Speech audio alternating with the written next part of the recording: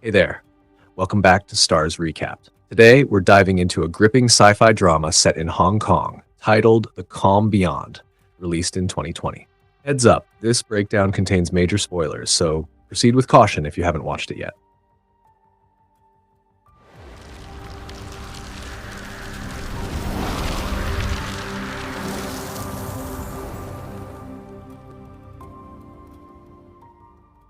Our story kicks off in bustling Hong Kong, where an ordinary day suddenly turns into a nightmare. Out of nowhere, an enormous tsunami slams into the city. Water floods the streets in seconds, surging into homes and buildings. People scramble for safety, but the waves are relentless. Only those who manage to reach the highest floors of buildings stand a chance of surviving. Tragically, within just hours, a vast portion of the population is wiped out. Fast forward 5 years, a young woman named Asha is still haunted by the trauma of that day. Each morning, she wakes from dreams filled with fear, but puts on a brave face to survive. She now lives alone in the upper levels of a crumbling skyscraper, scavenging whatever remains from the old world. Over time, she's built hidden compartments throughout her apartment to keep her belongings safe from intruders, tucking supplies beneath couch cushions and behind loose wall panels. Asha has developed a survival routine. Each morning, she climbs to the rooftop to access a cleverly concealed water collection system. After brewing tea with the dew she gathers, she listens to the radio, not for updates, but for music, choosing to block out announcements about supposed government shelters stocked with supplies. To stay undetected, she wears headphones and moves quietly, always mindful of making noise. Her resources are dwindling. With rain becoming increasingly rare, she starts to worry as her water reserves get lower. Still, she carries on, salvaging what she can and even collecting droplets of dew with a towel to add to her bottles. For meals, she relies on instant noodles made all while reminiscing about the delicious food she once shared with friends in restaurants that no longer exist. Eventually, Asha picks up a pair of binoculars to scan the horizon. All she can see are the rooftops of old skyscrapers barely peeking above the flooded ruins of the city. Some of these structures are visibly unstable, collapsing into the water from time to time. She then checks on a few remaining residents in neighboring buildings, watching them from a distance through the glass.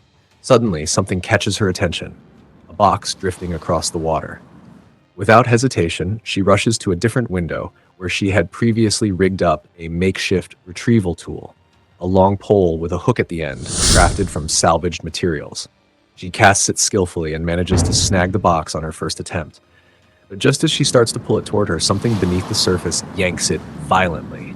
The unexpected tug sends the box crashing against the window, cutting her arm. Despite the injury, Asha refuses to let go. She braces herself and struggles to pull it in, determined not to lose it. Eventually, whatever was dragging it lets go, and she hauls the box into her room. But just when she thinks it's over, a surge of water smashes against her window, almost as if the creature beneath the surface is striking back. Most of what Asha finds is just useless debris, but among the clutter she manages to spot a bottle of alcohol. Later, up on the rooftop, she pauses for a moment at a door down the hallway, visibly unsettled. She uses the liquor to disinfect the wound on her arm, then bandages it and tries to mentally block out the pain. That night, chaos returns. Asha is jolted by distant cries echoing through the flooded city. She peeks out and sees two boats approaching, both carrying dangerous-looking people. These intruders begin attacking and threatening the few survivors still occupying nearby buildings. From across the rooftops, Asha notices a man staring in her direction. Alarmed, she ducks out of sight. When she dares to peek again, she realizes the boats are steering toward her building. Acting fast, Asha runs inside. She hides her supplies, smooths the bed to erase signs of use, and sprinkles dirt on the floor to make the place look abandoned. Then, she slips into a hidden space tucked behind a false wall inside her wardrobe. She holds her breath as the intruders enter her apartment, rummaging through the room in search of food or supplies. One of them even opens the wardrobe, but they overlook the concealed panel hiding her from view. Suddenly, a loud gunshot rings out. One of the boys thought he saw movement and fired, but it was a false alarm. Once the strangers finally leave, Asha quietly breaks down. She sobs in silence, overwhelmed by fear and relief. To steady herself, she begins to think back to happier times, moments from her life before the wave changed everything. In the past, Asha had learned that she had a younger half-sister. To break the ice and spend some time together, the two of them went out for a meal, hoping to build a connection and understand each other better. The following day, back in her present reality, Asha stumbles upon an old storage box filled with forgotten items. One of the items brings a rare moment of happiness, a sealed jar of honey. But that moment is short-lived when she notices something chilling. A lifeless body drifting in the flooded streets below, a grim reminder of the world she now lives in. As she carries on with her daily routine, someone slips into her apartment unnoticed. This unseen visitor begins tampering with the places where Asha has carefully stashed her belongings. Asha hears a faint sound and pauses, suspicious, but when she looks around, nothing seems out of place, so she decides to let it go. Later in the evening, as she's getting ready for bed, another noise grabs her attention. She picks up her flashlight and checks the room again, but once more, she finds no one. Growing more cautious, Asha decides to set a small trap. After washing her face, she intentionally leaves a bar of soap out in the open, hoping to catch whoever has been sneaking around. And it works. Before long, she comes face to face with the intruder, a young girl. Asha reaches out to ask who she is, but the girl reacts by kicking her and running off. On her way out, the girl grabs a few more items, including the handmade flashlight Asha had carefully crafted, and heads into the hallway. She stops near a mysterious door, a door Asha has always avoided, but as soon as she hears footsteps behind her, the girl dashes off again. That night, Asha dreams of a moment from her past, a day she had gone shopping for her half-sister's birthday. In the memory, she's with a friend, expressing her desire to move out of her parents' house and start a life of her own. It's a bittersweet moment that reminds her how different life once was. When morning comes, Asha notices something unsettling. Some of her stored food is missing. She follows a trail of empty wrappers scattered across the floor and eventually finds the young girl fast asleep, curled up with the flashlight she had taken. Not wanting to disturb her, Asha quietly heads to the kitchen to prepare a meal. Once the girl wakes up, curiosity drives her to explore again. She searches the room for more hidden items and eventually discovers a false electrical outlet. Inside it, she finds an envelope filled with old photographs, images of Asha with her sister. But before she can inspect them for long, Asha spots her. The girl bolts, and Asha rushes to put everything back where it was, unaware that one of the pictures slipped out and remained on the floor. Later, Asha prepares another bowl of noodles and brings it to the girl. As she does, memories of her sister's birthday surface. That night, their parents had given a precious family necklace to Asha's younger sister. Asha, being the elder daughter, had always believed it should have been hers. That moment had led to a heated argument with her mother, an argument that ended with Asha walking away from her family. In the present, Asha still has that necklace. When she offers food to the girl again, the child refuses. So Asha quietly leaves the meal and walks away. To her surprise, the girl later eats everything and also notices that Asha had left a spare mattress for her. Though she doesn't use it that night, she returns everything she had taken the next morning. That afternoon, Asha prepares 2 portions of noodles, one for herself and one for the girl. She leaves the second serving on the rooftop. The girl soon joins her and starts mimicking Asha's movements, playfully copying her as they share a light-hearted moment. For the first time in a long while, Asha smiles and laughs, feeling something close to happiness again. That evening, the girl chooses to rest on the mattress near Asha. As she lies down, she begins to cry softly. Asha gently tells her it's okay to cry, to feel fear. The girl confesses she misses her family and believes she'll be reunited with her mother soon. She's been building a small boat to go find her. She also finally shares her name, Hey Hey. After a rough night of dreams and little sleep, Asha takes Hey Hey to the rooftop to begin their usual morning routine. While playing near the door, Hey Hey unknowingly peels off the tape that was holding the latch in place. The door slams shut behind them, and they realize they're locked out. Panic sets in for Asha, but Hey Hey stays calm and reveals that she knows how to pick locks. Within moments, she manages to get the door open again. Later that day, as Asha prepares another meal, she realizes something is missing, her necklace. Just then, she hears faint noises and rushes to the window. Outside, she sees a disturbing sight. The same group of looters who had terrorized the area before has returned.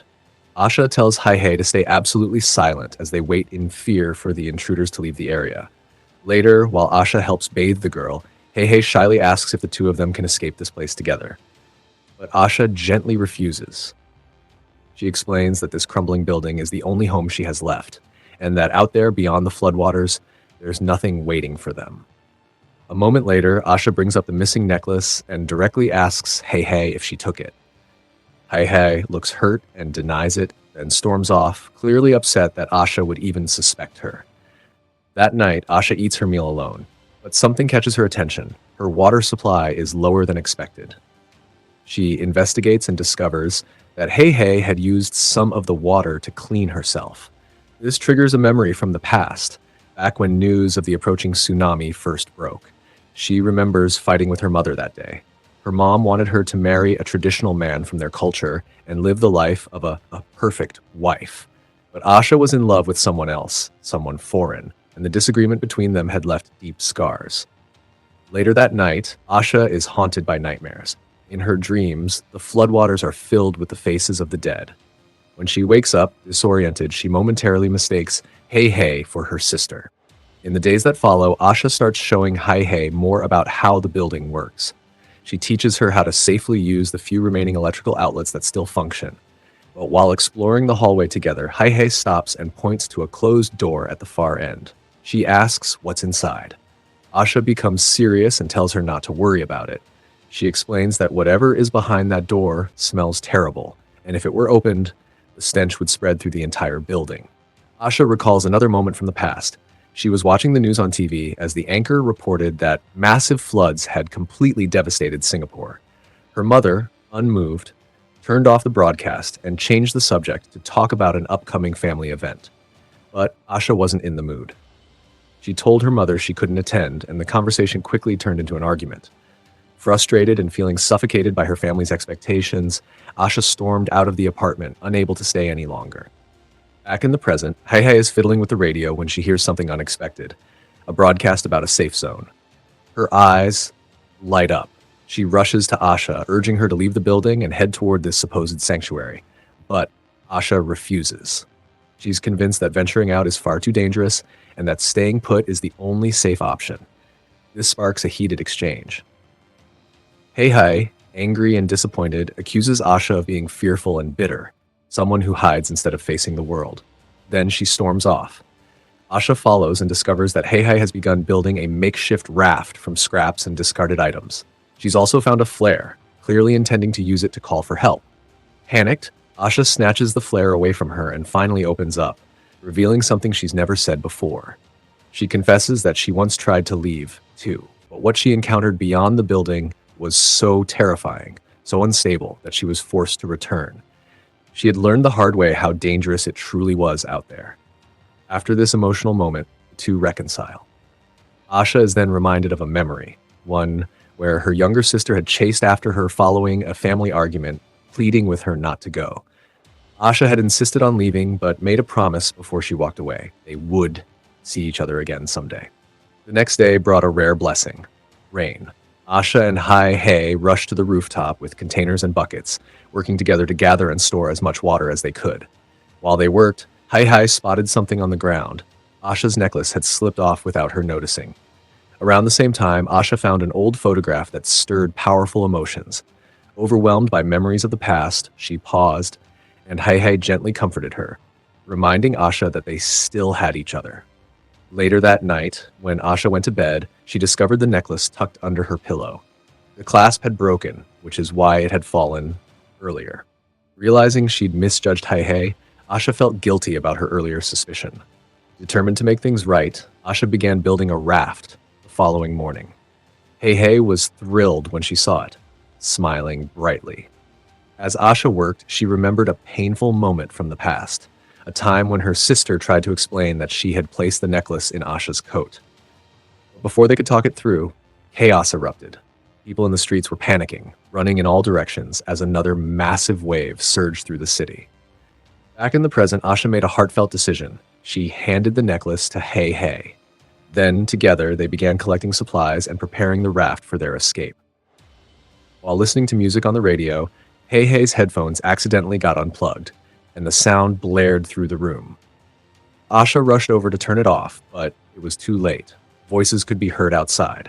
The looters had returned. In a panic, they scrambled to hide everything. Asha quickly stashed Hei in a hidden space behind a false wall inside a wardrobe. There was only room for one. Asha then slipped into a nearby room with a horrible odor, one she had avoided for a long time. The thieves broke in through the window and began tearing the place apart. Asha stayed completely still in the foul-smelling room, once her family's old apartment. As she crouched there, she came across dusty photo albums filled with memories of her loved ones. This group of intruders was far more aggressive. They smashed everything in their path, including the raft they had worked so hard to build. One of the men entered the room Asha was hiding in, recoiling from the stench, but kept looking around. When he pulled away some old sheets, he uncovered something horrifying: the decomposed bodies of Asha's parents. He was so disturbed he immediately vomited. Asha, already feeling sick from the trauma and the smell, was hit with a flood of painful memories. She remembered the night everything changed, the moment the wave swallowed her world. People were screaming, shoving one another just to survive. Asha had grabbed her sister's hand and led her toward a nearby building, trying to climb to higher ground while others desperately followed behind. The intruders begin looting whatever food they can find. While rummaging through Asha's things, one of the boys notices something odd about the wardrobe. With help from the others, they pry it open and discover the hidden compartment, pulling Hei out of her hiding spot. Asha, still concealed in a filthy, foul-smelling room, hears everything. The sounds bring back a painful memory. During the flood years ago, while trying to climb the stairs to safety, her sister had slipped and fallen. In the chaos, the crowd trampled over her. Asha, terrified, kept climbing, unaware that her sister had been left behind. She didn't realize her sister was missing until she reached the rooftop. Suddenly, in the present, Asha hears Hei's frightened voice. She's calling out and revealing Asha's location to the men. Moments later, the intruders burst into the room and capture Asha. The shock causes her to pass out. When she regains consciousness, Asha finds herself tied up. One of the men, clearly not from the local group, approaches her with bad intentions. But before he can do anything, a call from his superior interrupts him, and he backs off. The group then loads Hei, their stolen supplies, and finally Asha herself onto a boat they had docked nearby. Seeing Hei in danger triggers something deep inside Asha. Memories of her sister flood back, and she realizes she can't make the same mistake again. Fueled by guilt and determination, Asha struggles against the rope binding her. Just as she makes a move to break free, one of the men yanks the rope violently, causing her to fall overboard. Underwater and gasping, Asha's hand brushes against a sharp, broken CD. She grabs it and uses it to slash at her attacker. Enraged, the man retaliates and forces her head beneath the surface, trying to drown her as the struggle turns deadly. After a desperate struggle in the water, Asha manages to reach into her pocket and pull out a flare. Without hesitation, she fires it directly at her attacker, fatally wounding him. A loud blast echoes across the area, drawing the attention of the other looters. They rush back toward the building, but can't immediately find her. Splitting up to search, one of the larger men hears muffled sobs and follows the sound, thinking he's about to catch her. But it's a setup. Asha had laid a trap. He trips over a rope she rigged across the doorway and crashes to the ground. Before he can recover, she grabs an old guitar and strikes him repeatedly until he goes still. Wasting no time, Asha retrieves a small knife she had hidden and darts into another room. She switches on an old radio, letting music fill the space to draw attention. One of the thieves hears it and steps inside to investigate. As he turns his back, Asha lunges from the shadows and stabs him with the knife. But the man doesn't go down easily. He fights back, managing to throw Asha onto a mattress and starts pressing down on her, trying to choke her. Gasping for air, Asha claws at the knife, still within reach. She grabs it and, using all her strength, strikes him again and again until he finally collapses, motionless. Eventually, one of the remaining intruders, a woman, hears a suspicious noise and goes to check it out. She spots a flaming can nearby, confused by its presence. Asha, waiting for the perfect opportunity, acts fast. She hurls oil at the woman and shoves her into another room. Before the thief can react, Asha lights the flames, trapping her inside and slamming the door shut as the fire consumes everything. Hearing the screams, the gang's leader rushes to the scene. As he makes his way up the stairs, Asha suddenly leaps out, aiming to stab him. A brutal hand-to-hand fight breaks out. The boss lands several powerful punches and grabs Asha by the neck, trying to choke the life out of her. But Asha refuses to give in. Reaching blindly, she grabs a broken fluorescent tube lying nearby. With it, she strikes the man repeatedly until he finally goes limp. The tube breaks and the room plunges into darkness. Asha switches on her flashlight only to see a young man appear in the hallway with a gun. He fires. Asha dodges and bolts up to the rooftop, with the boy chasing close behind. As soon as he steps outside, Asha slams the rooftop door shut and locks it, trapping him on the other side. He pleads for help in a gentle voice, pretending to be helpless. For a moment, Asha hesitates, almost fooled by his tone. But then, bullets start ripping through the door. Without another thought, she turns and walks away. Only one of the thieves remains now, guarding Hai aboard the boat. Asha tries to take him out from a distance using a harpoon-like weapon through a nearby window. But the shot misses and the weapon splashes into the water below. Hearing the noise, the last thief on board rushes over to investigate. Hai tries to push him off the boat in a bold move, but the man grabs her and they both tumble into the water. Seeing this, Asha panics and dives in after them without hesitation. As she swims closer, the man suddenly reappears, but before he can do anything, something monstrous from beneath the surface rises and drags him under. The creature consumes him, leaving behind only silence. After a few tense moments, Asha and Hai emerge from the water, safe and breathing. They swim back to the boat, climb aboard, and set off together. With the supplies the intruders had gathered still on board, the two now have enough provisions to survive until they reach the rumored safe haven they heard about on the radio. That night, for the first time in a long while, Asha closes her eyes and sleeps peacefully. No nightmares, no fear. And that brings us to the end of The Calm Beyond. If you enjoyed this breakdown, don't forget to like the video, subscribe for more movie explanations, and drop your thoughts in the comments. What did you think of the film? Thanks for watching, and I'll see you in the next one.